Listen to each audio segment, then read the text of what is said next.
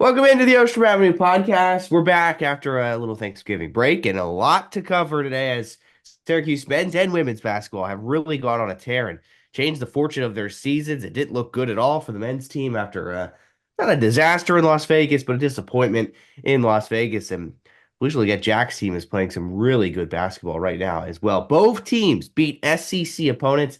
That's something I don't think I thought I was going to be saying on the podcast. But before we get into all of that, we got Griffin Bloom's team. We got Josh Rother. Griffin, it was 5 degrees when I woke up this morning. He's staying warm. I'm trying. It's the bit of a blizzard yesterday. I wouldn't call it a blizzard, but like a decent snowstorm. No Uh, squall. It's the proper definition. sure, sure. Yeah, so that was a bit rough, trying to battle through, as they say. Um, you know, it is. I don't care if it's cold, as long as there's no wind. Hmm. Like 20 degrees and wind is a lot worse than like 5 degrees and no wind. That's what I would say. Certainly. Josh, you figuring out a way to stay warm? Yeah, I actually got to write the weather story for my audio newscast class yesterday. So I was actually prepared for this. We have a wind chill of a -4 low today. I mean, we're seeing record low temperatures across the nation we haven't seen since 1890s. That's how long Oh, it's been since goodness. we've seen this cold this early. So it's definitely an outlier year for sure. Actually, Well, I know more about it. It's actually a polar vortex. It's the wow. weakening and warming of winds up in the stratosphere that's causing it, and that has not happened more than one time since the 50s. So really, some rare company right now. How about that? I Yeah. love that. On the Ocean Running podcast, we love the weather. It's just been a thing. It's been a thing before I got here. Jordan loved the weather. Jordan would be crying right now over that weather report, the detail. We know all the specifics right now. That is wonderful, Josh. That just made the pod right there. We could talk about anything else. Now that I know those details, I'm set. I know. I mean, I have to go out today, as I have to do every day, But I'm going hats, gloves, maybe two sweatshirts. I don't know. Definitely the winter Wow, coat. I don't. I mean, I don't want to be cold. I mean, -4 wind chill. That's terrible. that is pretty Um, tough. Something that's not terrible and something before we get to basketball that I have to cover and we have to talk about because in the summer, me and Griffin, we spent a whole podcast, basically a whole episode praising Fran Brown, praising Syracuse football for landing Calvin Russell. And there weren't any murmurs throughout the whole regular season. I think he was at least 2 games. I'm He was pretty at a sure. bunch. Yeah. It looked as though it was done and dusted. Then comes signing day on Wednesday. We're recording this Friday morning, and we get probably the worst possible news you get on a signing day, other than him signing for another team that he needs to pray on the decision, needs to wait a few more days to figure it out. And I was just like, this is it. He watched this season and it was like he was thinking, well, if Steve Angeli isn't ready to go next year, or if he has another injury, God forbid, what is going to throw me who is going to throw me the football? What is going to throw me the football? And he was like, yeah, maybe I'm going to go somewhere else. And I was thinking Miami, we talked about it in the summer. We're like, how he didn't go to a Miami or a Florida. I know Michigan was also in the hat, was beyond me. And then I was like, oh, he's going to go to Miami. Thankfully, though, last night we got the very good clarifying news that he is going to sign with Syracuse football. And Griffin, this really saved Syracuse football, and not saved Fran Brown, but is a relief for Fran Brown because if he did not come to Syracuse, that would have been a big dent in Fran Brown because his coaching was always like Kenny coach, and I think people said, oh, he proved that last year. But the number one thing was, oh, he can recruit. He can recruit SEC territory. That's why we brought him in from the start. If Calvin Russell flipped, that would have been massively, massively disappointing for Fran Brown. Yeah, and we've touched on it, how unheard it is for Syracuse to get a 5-star from anywhere, let alone from Florida, Miami, which yeah. is just absurd. SEC country in a way. And the fact that Syracuse can beat out a school like Miami, like Michigan, that have won at the highest levels as a program is absurd. Calvin Russell's mom is a legend. athlete at Miami was. And so for him to not go there, like that's kind of crazy. A program like Michigan has won a national title in the past 5 years. Like these are things that Syracuse just historically has not been able to compete with. And I was worried, really worried on Wednesday when he Yeah. did not sign the papers. And he had his Instagram live, and everyone else from his school signed. Tadarius Hughes signed, who also goes to Miami Northwestern, to come to Syracuse. And I was like, okay, well, Syracuse has ties to Miami Northwestern. They have a bunch of they have some transfers. They have some freshmen last year. If Calvin Russell doesn't sign, like, is that the end of what Fran Brown can do? Like all this, we'll touch on 2C, of course, later. But like, if Syracuse lands a rapper and then just loses its five-star recruit, like that's a big deal. All this momentum that Fran Brown would have, I think, would just end. But on the other side, the fact that Calvin Russell stayed, got a five-star to actually sign on the dotted line to come to Syracuse, that is how Fran Brown can kind of revamp a program that in the past 25 years has only had a limited amount of ups and a decent amount of downs. And I think that what Fran Brown is showing is that he can actually get guys to come, like not just commit, like actually get people to travel to Syracuse and play. And, we've seen also a lot of guys from this year's team say they want to come back. So a lot of promise, and just finally glad that all this recruiting. I'm a big recruiting guy, a big like portal guy, and so for this actually to be over and him to be signed is big. Well, Griff, do you think it was an NIL dispute? Do you think that's what held him out for a couple days? No, Maybe. not at all. Yeah.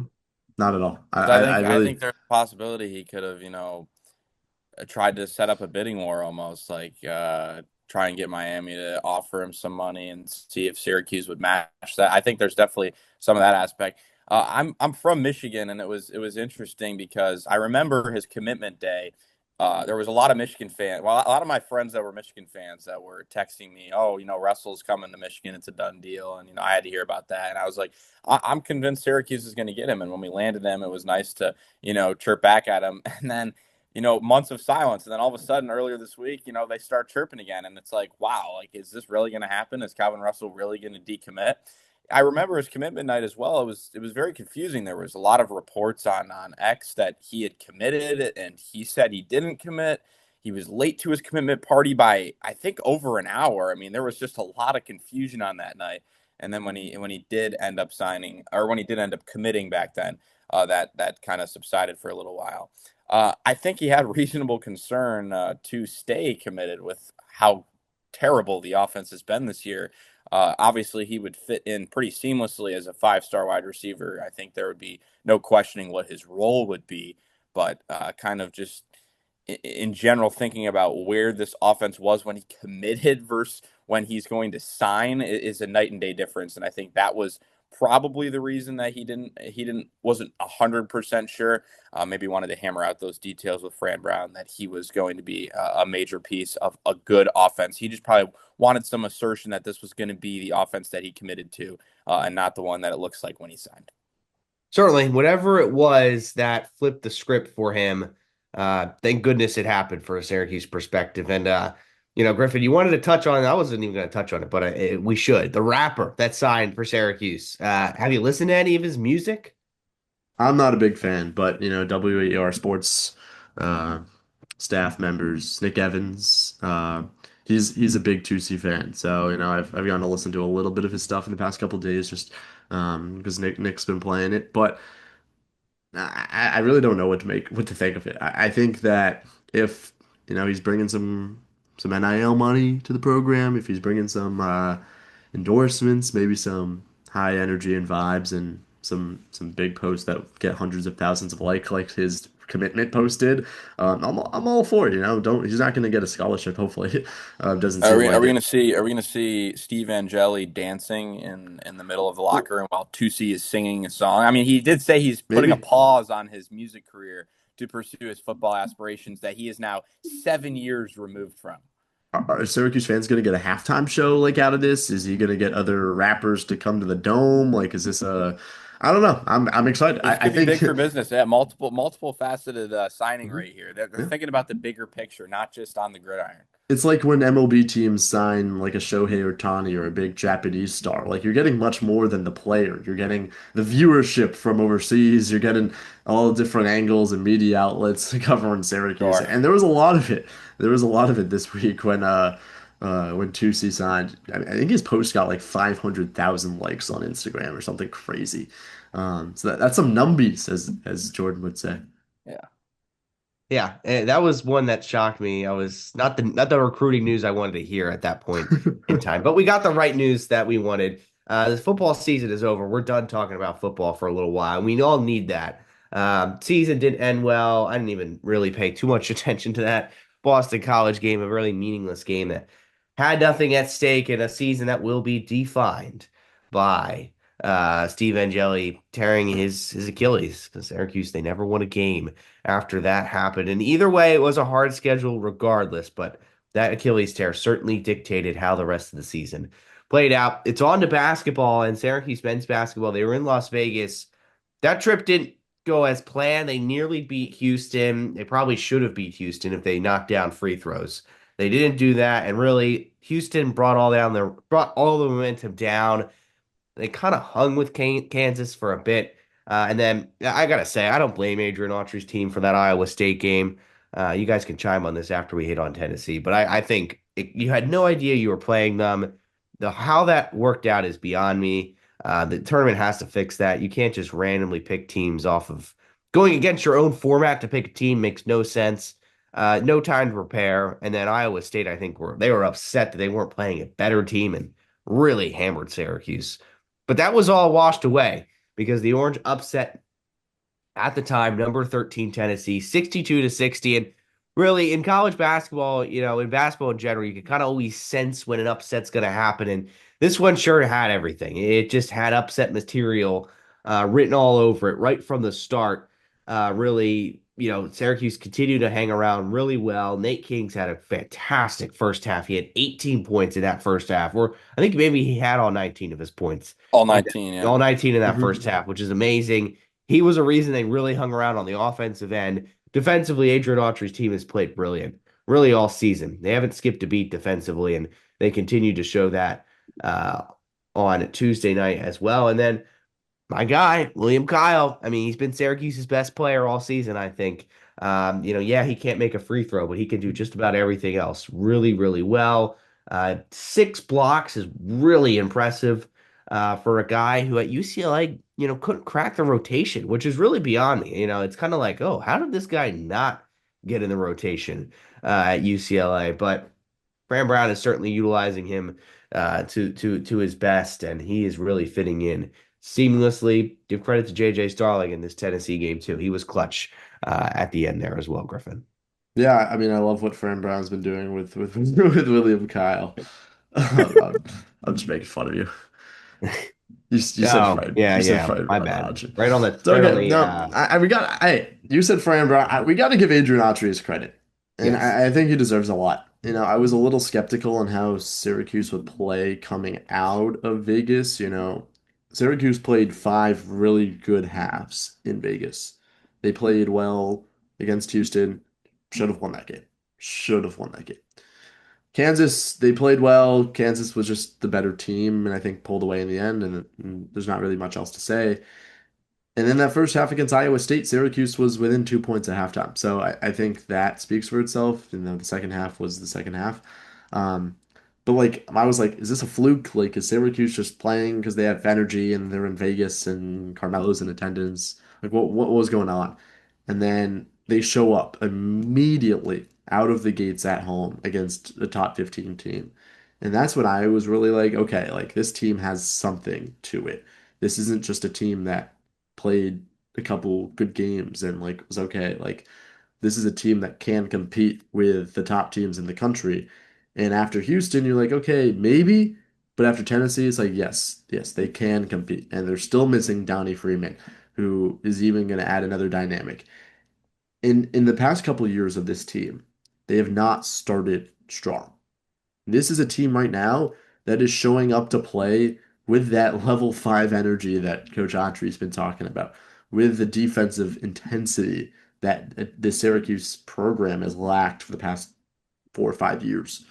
And so it's really, really interesting to see Syracuse compete. It shows that they had an off-season focus and an off-season mentality, and they're really showing it and executing it. Like this is a program that Adrian Autry wants to have them run fast and play defense and attack the rim. And they're doing all of those things. If this team can figure out its free throw problem, like this is going to be a tournament team. They got their signature win, they got their quad one win, and they're going to have a couple more opportunities to do that in ACC play. But against Tennessee, like my only downside is like Nate King's at 19 points in the first half. He didn't get a shot in the second half. It didn't seem like he touched the ball at all. Like that's got to change. I know JJ had a good second half and a big credit to JJ on his second half. But if you got a shooter that's shooting well, you got a player that's attacking the rim with ease and like he's just showing his scoring threat, you got to get him the ball in the second half at some point. Yeah, I think my big takeaway here was from these four games. I think Syracuse kind of eased back. They calmed the doubters a little bit here. Because the game before Las Vegas was against Monmouth, and that was just a disaster. Big on Nate King's not getting a shot in the second half of that Tennessee game. I think that was a major issue, especially when he just absolutely goes off for 19 in the first half, and you can't find a way to get him a shot. I mean, this was my guy at the start of the year, and it's finally starting to come out. Nate King's looks like one of the better scorers on this team, which is just great to see. In Vegas, first of all, make a free throw. I mean, that is just unbelievable. They have their worst 3 game span of free throws in the last 10 years. That's just unbelievable that if they just shot like an average free throw, they win that game against Houston. And, they probably still lose to Kansas. But then if the tournament director just sticks to his format, they don't have to play Iowa State on Wednesday. Yeah. If they could play Oregon or San Diego State or UNLV, they could leave Vegas 2-1. They could even be ranked. They could have a top 10 win against Houston. It would be a top 3 win, even though we all know Houston doesn't look as good as they did entering that tournament. But I mean, they could be looking at 2 top 15 wins early on in the season and before an easy non-conference stretch that could see them at 10-2 right now. It's just the little things like that. If they make the free throws, this team is just in a little bit of a different spot right now. Regardless of them going 0-3 in Vegas, I'm really encouraged by the signs. JJ Starling looks to be, back into that role of, that combo guard. He's going to be clutch down the stretch. He's going to be, the scorer when they need him at the end of the game. And I think that's what we needed to see was we needed to see him reclaim that confidence and, be that scorer at the end of the game. And I think he has done that. Yeah, there's no denying Tennessee. This win is great. It's a huge resume booster. But if you got Houston, if you got two ranked wins in non-conference play, that would have been kind of unprecedented for Syracuse in recent years. That was not something they were doing, and you came really close to it if you figured out your free throws. And I think it's so important to emphasize, you got to win out the rest of December outside of that Clemson game, which is at home. And, really you should win all the home games. Clemson is a good team, but you'd hope you get that one on New Year's Eve. But next 5 games, Griffin, non-negotiable. You gotta run the house, and they should be blowouts, right? Yeah, 100%. I don't think I have any doubt that Syracuse will do that. Five pretty bad non-conference opponents. I think Hofstra is the only non-quad Quad three. four in Yeah. their quad three. So, um, I'd like to see them ease Donnie back into it, not play him a lot, but work him up 5, 10, 15, 20, 25, like somewhere in there. Just ramp his minutes up, um, and get to where it's when ACC is back and is here, that Donnie is back and ready to play at full throttle because he just adds a super different dynamic to this team where they can play bigger. He's the best scorer on the team. His defense will be a little bit of a question mark re-entering this lineup that has had a lot of success when Donnie has been out of the floor. So it'll be interesting. We still don't know exactly what his timeline is. Of course we Um, don't, because why would they tell us this time? he's been day to day as everyone's day to day in Syracuse athletics for a while. Um, And so that'll be interesting. And then Syracuse has Clemson is his first ACC game. I know that's a ways away, but it's really not. Like it's in the month of December. And so Syracuse has to attack these non-conference games and go out and show why it can be the program that it once was. Yeah, just I guess starting with the stretch here, St. Joseph's. It is a 9 p.m. tip on Thursday. Mm, The last time the 9 p.m. tip was it was against Monmouth. So let's hope this team is a night owl this time around and they don't fall asleep early because they were really asleep and they really never woke up in that game. So that has me a little worried just because of the same magnitude of opponent. I mean, St. Joseph's is 4-3. They don't have any great wins this year, so that would be a step back. We don't want to see that at all. So I don't have. I don't have. I have a lot of confidence. I guess. I think they're gonna breeze through this 5 game set here. They don't leave the dome, so Yeah. that should be just they can stay here. They can just key in on that. I do like to see them ease Donnie back into this rotation, and yeah, I don't really have any worries. I think Red has got this team in a good spot right now. So I think in 5 games from now, we should be saying that was a good 5-0 stretch. Let's go get ACC play, and I think they will do that. Certainly. They don't have to leave the dome until January 6th when they go to Atlanta to play Georgia Tech. And hopefully Donnie Freeman's okay. That was another concerning thing we learned. Just like last year, we saw him, he was in a boot. Boot. Apparently, I don't really remember taking observation of this, but he hurt himself against Monmouth. He was limping at times in that game. Hopefully that's it. It's just some minor thing. I never know, and I always kind of worry when it comes to injuries at Syracuse, just because they don't tell you anything until a surgery has already taken place or something like that. But again, we have no idea. Hopefully, he is okay and he'll be back Thursday when the Orange take on St. Joseph's, 9 p.m., as Josh mentioned, inside the JMA Wireless Dome. On the women's side, they had a really great Thanksgiving break. They couldn't beat out their toughest opponent, but they still get a result against Utah. And that's a decent Utah team. They get smoked by Michigan, but let's be real, Michigan is, a top team in the country. I don't think the expectation was for them to beat Michigan at all. But jump into this ACC SEC challenge in overtime. They sneak out a 6-point win and just a gutsy Felicia Leggett Jack type win. The type of wins we came accustomed to 2 years ago, Griffin. yeah, I mean, if you told me that Syracuse would have two power conference wins to start the year in its first 8 games, I thought you'd be kind of crazy, you know? This is a squad that has some talent, but it has a lot of unknowns and wasn't really sure how they would mesh together. But, credit Coach Jack. She's really got this team playing well off the jump, which is good to see. Whenever you get to beat an SEC team, that's always a big accomplishment. Auburn's not the best team, but they're still a formidable opponent. And Syracuse beat them while missing 16 three-pointers and not making a single three-pointer. 0 for 16 from three. That's a little absurd. Credit the free throws. This women's team knows how to shoot some free throws. 22 of Hmm. 27. Like that's some good stuff right there. Um, but in all seriousness, like this team could be a tournament team the way they're playing right now, and all depend on ACC play. But if they keep playing the way they do, they keep getting scoring from Layla Filia and Uche Zoje and Dominique Darius. I think the one thing we really want to see is Sophie Burrows get some threes knocked down, and hopefully they'll come. Griffin, this defense is suffocating. They turned Auburn over 27 times. I mean, that is really impressive. That was an 8-1 Tigers team. This was an evenly matched game, but Auburn was definitely on the prowl. They were looking to knock off the Syracuse team, and like you said, 0 for 16 from three. I mean, that is a recipe for disaster. I can't believe they won. They didn't make a 3-pointer. This is the second time this year they've made one or less 3-pointers, and it doesn't seem to phase them at all. I mean, they're capable.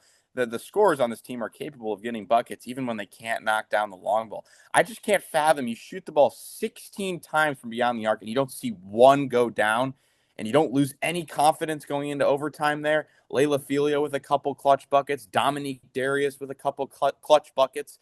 I mean, this team is rolling on all cylinders right now, and They didn't beat Michigan like I said they would. They had one bad quarter. I'll take the blame on that one. They scored just 6 points in the first quarter. It was actually on. I was getting my hair cut, and there was nothing else on at I think it was like 11:30 or noon on a Sunday. So Mhm. they had it on, and I was watching it, and I was just shaking my head because the only quarter I saw was the first quarter, and I was like, this game should be in a different place right now. Yeah. This is my team. They should be winning this game, and they just couldn't knock down anything. I think they shot like 27% from the field in that one. Michigan looked like just a way better team. But I'm very encouraged with where this team is at right now. Similar to the men's side, I think this is a tournament team. I think this, like I said at the start of the year, this is a top four team in the ACC, and it's that defense that's going to really carry them the course of the season. It's certainly built off of the defense. That's how Felicia Legette-Jack wants to build her teams. And those transfers, Dominique Darius, Layla Filia, their ability to drive to the cup and either draw contact or get a, really nifty or even miraculous layup off at times is really impressive. Yeah, the threes have got to fall, and especially with Sophie Burrows, that's definitely been the most concerning factor. She shot 4 of 10 against Auburn. If she can figure it out, that's just another really good dynamic offensive dynamic to this team to that, really needs that offensive boost at times, as Josh mentioned with Auburn. And for Syracuse, they got a few more games to round out their non-conference play before ACC play really ramps up. They do have kind of weird one ACC game sandwiched in between the full ACC play. That is SMU this Sunday. That is a good SMU team, so not an easy start to the season at all for Felicia against Jack team. And Griffin, if they can knock off SMU, like we're talking some national headlines here. This is big deal time. Yeah, you gotta have some confidence, and then you come home, take care of Colgate, and Binghamton, and Mercyhurst. Those are teams that, um, maybe not on the women's side necessarily, but Colgate always plays well in the dome, no matter what sport it is, Yes, lacrosse, that's true. basketball, and that'll be interesting. And then after that, it's Duke and Duke and Kara Lawson have had a tough start to this season. So if that's a winnable game, Duke's been a program recently under Coach Lawson that's been really, really, really good, and they had a really tough one against LSU last night, and I saw the headline. Flo J. Johnson was taunting the Duke bench, which was funny. But anyways, back on real talk. Yeah, this team has potential. Like they made the tournament 2 years ago, and maybe they go back. Coach Shaq has been playing these players really, really well, and it's a good sight that both basketball teams are in a good spot for the first time in quite some time. It definitely is. And Syracuse men's basketball, they're going to be back in action, as I mentioned, on Thursday at 9 p.m. So be sure to catch that one coverage starting at 8:30 on WAER with McClure Remodeling and Countdown to tip off. And then the double overtime, it's a late one. It's all the way until 1 a.m. A lot of callers after that Tennessee game, rightfully so. But if you're still up, be sure to call in, get your thoughts heard on what is hopefully a comfortable Syracuse win over what is not a really good St. Joseph's team. They do have that Philadelphia pride and grit, which you can never doubt, nor can you ever underestimate. Griffin is laughing and looking at me like I have seven heads. I mean, it's been an interesting season for the Eagles. So that's all I'll say. It Patriots are has. rolling, number Still one first in seed, the number one division, though. team. Well, yeah, it's just the rest of the division stinks. You talk about those Cowboys last night. They Hmm. they don't really look like a real football team. Blew their season And Oh, last dude, night. Griff, I was so sold on the Cowboys winning last night. I think they were going to win the NFC East, and then they just Yeah, kind of gave nope. up last night. Maybe a little bit of ref show there at the end, a little Oh, oh, offensive come pass on. interference on Ferguson. There was a little bit of everything last night. The Cowboys are the Cowboys, and I think it'll always be their year until they eventually crumble. And I don't know why I'm hating on the Cowboys as a Patriots fan. I mean, Patriots, hey, we can talk about Patriots for a while. I mean, they're it's just the rolling. best team in the NFL. Like Easy Drake May, schedule. Haven't Drake played a May real is like to opponent play well. really. Easy schedule as they beat the Bills. Who else did they beat, Griff? They beat the Bills Bucks, on the right? road? All right, that's You know one. about I that? knew about That's that one, one. but I remember a Tampa lot of Bay? Jets, Dolphins, Giants. All right, well, you guys All can't even right, take care Griff, of you're the getting easy hate for teams. playing teams in your division. Didn't know that was a thing now. You have the Giants twice a year. Like, come on. That's I'm just almost as salty bad to as the see the Jets. Patriots back on top. Yep. I thought we were over. Or I thought we were done with that. nope. Uh, credit to that team though. Credit to Drake May. He's having a great season. The Eagles will figure it out. Mark my word. You got one more thing, Griffin? Yeah, I do. I think I forgot to mention this in the football talk, but there were some reports yesterday that Elijah Robinson might be on the move. Yes. LSU, Lane Kiffin. I mean, we don't have to touch about the Lane Kiffin thing. But actually, we will. I want to give Sure. a quick, Sure. like, if you were Lane Kiffin, what would you do? I think, and then if you were Ole Miss's athletic director, what would you do? Okay. All right. I If I think everything. Go ahead. No, Go go ahead, ahead, Josh. AJ. Okay. If I was Lane Kiffin, I would have stayed because, as far as I know, the money was about the same. I think, unless there was a drastic change in money, which I understand, it's hard to turn down a lot of money. But if money was the same, I would have stayed at Ole Miss because you did that thing before where you left Tennessee for at the time the better job at USC and it didn't work out, and you just did it again.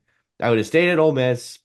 You know, you fight with those players. You were this close to the greatest. You would have been a god in Ole Miss because they never national championship isn't that's not something they sniff, and they were sniffing it this year. There was an opportunity to go a playoff run. There still is, but you're not going to be a part of it. I would have stayed at Ole Miss, and I think I absolutely respect their decision in not letting him coach the playoffs because I think that would have just been a weird dynamic. I don't think it would have worked out.